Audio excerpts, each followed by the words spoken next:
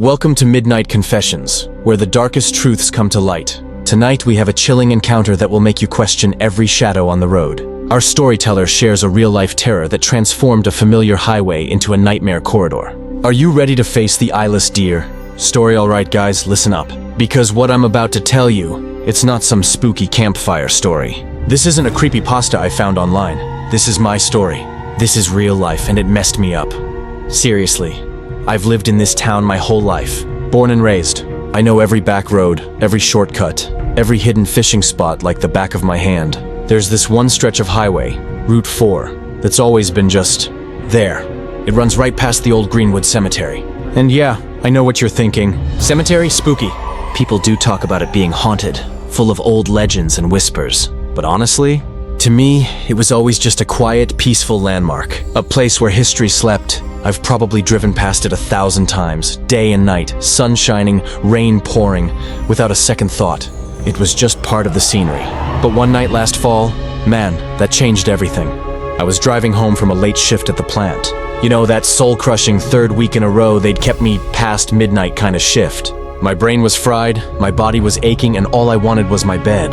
It was one of those perfect, crisp autumn nights. The moon was big and bright, casting these long, spooky shadows through the skeletal trees. The air had that sharp, biting chill that tells you winter isn't just coming. It's practically knocking on your door. My headlights were cutting this lonely tunnel through the absolute blackness. And the only sound in the world was the low, hypnotic hum of my tires on the asphalt. I remember thinking how incredibly still everything felt. Like the entire world was holding its breath, just waiting for something. I'd just passed the wrought iron gates of the cemetery, the old crumbling stone archway barely visible in my periphery, when I saw it. Dead center in the road. A deer just standing there, facing me. Head cocked slightly, like it was listening to something I couldn't hear. Now, listen, I've seen hundreds of deer out here. Thousands, probably. They're everywhere. You practically have to swerve to avoid them every other night. But something about this one, it felt off. The second I spotted it, this weird, icy prickle ran down my spine. Maybe it was the way it didn't bolt, didn't even flinch when my truck rolled closer. Most deer, you get within 100 yards, and they're gone in a flash of white tail. Not this one. Maybe it was the way its ears swiveled toward me, slow and deliberate, like it recognized me, like it had been waiting. My foot instinctively went for the brake. I eased to a crawl, my heart already starting to do that anxious little thump, thump, thump against my ribs. And that's when my headlights caught its eyes. Except they weren't eyes. Not at all. Where eyes should have been, there were just two shallow, glistening pits. Two empty sockets catching the light like wet marble. No pupils, no sclera, no iris, nothing. Just pure, unadulterated emptiness. They seemed to drink the beam right out of the dark, reflecting it back in this utterly alien, terrifying way. My breath hitched. I stopped maybe 20 feet away, my heart now absolutely hammering. The deer didn't move. Not an inch. It just stood there, its neck long and graceful, its antlers tall and twisted like ancient tree roots, reaching up into the moonlight. My brain, bless its rational little heart, tried to make sense of it. Okay, I told myself, trying to calm the rising panic. It's gotta be some kind of birth defect. Anophthalmia. I remembered that word from some nature documentary I'd half-watched once. Rare, but it happens. Yeah, a deer born without eyes. Makes sense, except anophthalmia doesn't explain the way its head tracked me when I, stupidly, inched the truck forward. It doesn't explain how it took one slow, deliberate step, then another, straight toward the hood of my truck. My brain screamed at me then, "Deer don't act like this. Deer spook! Deer run!" This thing just stared, or rather gazed, like it was reading something written across my windshield. Something only it could see. I rolled the window down a crack, a sliver of cold, cemetery-scented air rushing in, and whispered, "Hey, shoo!" My voice cracked on the word, a pathetic little squeak. The deer's ears flicked once, a tiny, almost imperceptible movement. Then it opened its mouth, and it wasn't to bleat or snort or make any sound a deer should make. It just dropped its lower jaw, like a hinge rusted loose on an old gate, creaking open into an abyss. No sound came out, nothing, but I felt it. A pressure inside my skull, like a sinus headache blooming and fast forward, an invisible wave of pure wrongness washing over me. It was like a silent scream, but it vibrated deep in my bones. I slammed my hand onto the lock button on the door, a completely childish, useless gesture, but I did it anyway. And that's when the second shape peeled out of the tree line on the cemetery side. And let me tell you guys, this was no deer. Not even close. Picture a coyote, but stretched, long. Its spine arched too high, impossibly high like a broken bridge. Its ribs showed through patchy, matted hide, like a skeleton trying to wear a coat that was far too small. And the quills. Oh my god, the quills. They jutted from its shoulders, its back, even its flanks, in uneven, horrifying rows. Each one was thick as a Sharpie, black and glistening, like polished obsidian. Its legs, they bent the wrong way at the knee, backward, like a heron's or some kind of prehistoric bird. And they ended not in paws, but in hooves. Cracked, yellowed, ancient-looking hooves. And its head, there was no snout. Just a flat, bony plane with a slit mouth that split sideways, almost ear to ear like a grotesque, permanent grin. When that thing opened its mouth, the sound that came out, it wasn't a howl, wasn't a screech, wasn't anything I could name. It started low, like a cello bow dragged wrong across a rusty string. A deep, guttural vibration that shook the very ground. Then it rocketed up, past dog whistle pitch, until I felt it scrape the inside of my teeth, a physical agony in my jaw. My radio crackled violently. The dashboard lights flickered like a dying strobe. And the deer thing, it still stood there, unmoved, like a statue carved from pure dread, waiting for permission. My hands were shaking so bad I could barely grip the steering wheel. I slammed the shifter into reverse, but my tires just spun uselessly on the loose grit of the shoulder. The spiked creature darted forward, 3 jerky, impossible steps into the road, its head cocked at the exact same unnerving angle as the deer. Up close, I saw its skin wasn't fur at all. It was more like velvet, but rubbed raw in patches, flapping loose, exposing gray, pulsing meat underneath. It looked like it had its own heartbeat, a sickening rhythm just beneath the surface. Every time that thing breathed, the quills rattled against each other, a hollow, dry click-clack, like bamboo wind chimes played by a ghost. My stomach rolled. I felt bile rising in my throat. Every story I'd ever heard growing up, every local legend, every late-night whispered tale, they all came flooding back. The Wendigo, the skinwalker, the knot deer that walks on hind legs and asks for rides. I'd laughed at them, dismissed them as silly folklore. I wasn't laughing now, not one bit. The deer, the eyeless deer, turned then, slow, deliberate. It lowered its head toward me, its twisted antlers sweeping forward like arms reaching. Its empty sockets caught my high beams and threw them back, multiplied. So for a split second, the whole road lit up with twin reflections of my own terrified face. I could see my mouth open in a silent scream, my eyes wide with unshed tears, the uncontrollable quiver in my lower lip.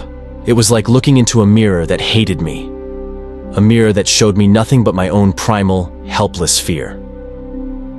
My foot finally found the gas pedal, and the truck lurched backward, tires barking. But the spiked thing, it darted, impossibly fast, and planted itself between me and escape. It screamed again, higher this time, a sound that scraped down my spine like fingernails on a chalkboard. I felt something wet on my ear, and it took a second for my terrified brain to register that I'd bitten my tongue so hard it was bleeding. I yanked the wheel left, hard, tires barking in protest, and fishtailed onto the shoulder. Gravestones whipped past in a blur of moonlit granite, cold and unforgiving. I didn't dare look in the rear view. I just kept telling myself, pleading with myself, that if I could just hit the main intersection, get under a streetlight, maybe they'd fade back into story and myth where they belonged. Maybe. But the road stretched longer than it should have, the asphalt rippling like a heat mirage, even though the night was freezing cold. Every bend I took, every desperate turn, there they were. The eyeless deer standing mid-lane, the spiked thing pacing the ditch, always keeping perfectly even with my speed. Always there, always watching. I don't know how long it went on, 2 minutes, 20, time just melted. It lost all meaning. It was just me, the truck, and those 2 impossible horrors.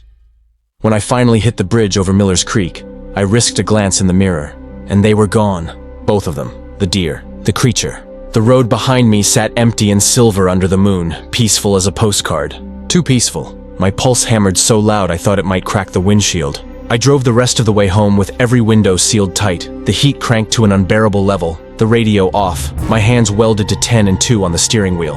I kept checking the rear view, every 5 seconds, every 10. Sure, I'd see those antlers swaying just out of reach. Sure, I'd hear that bamboo rattle of quills. Nothing.